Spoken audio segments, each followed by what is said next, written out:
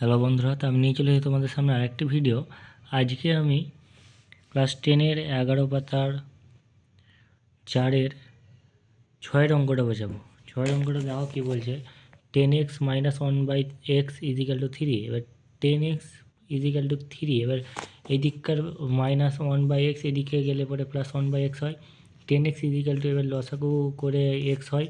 এবার এক্সের সাথে 3 গুণ করলে এবার 3x প্লাস x এক করতে এক ফুটলো। এবার 10x² এর কোনাকুনি গুণ যদি করিয়ে কোনাকুনি গুণ, তাহলে 10x আর x² = 3x + 1, তাহলে 3x²। এবারে 3x এদিকে এলো আর +1টাও এদিকে এলো, তাহলে -1 আর -3 = 0।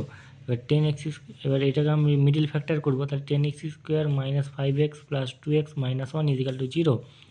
এই দুটো থেকে 5x কমন আসছে, তাহলে 2x - 1 প্লাস এই দুটো থেকে 1 কমন আসছে, তাহলে 2x - 1 = 0। একটা হবে 2x - 1 আর 2x - 1 মিলছে, মানে একবার পড়বে, আর 5x + 1 বেঁচে থাকলো = 0।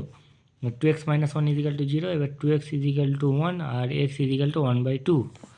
আবার 5x + 1 = 0, তাহলে 5x এবার +1 এদিকে এলে -1 আর x -1 এর 5টা এদিকে এলে পরে ভাগ হয়, মানে বাই হয়ে যায়, বাই 5। এটাই হবে অ্যান্সার।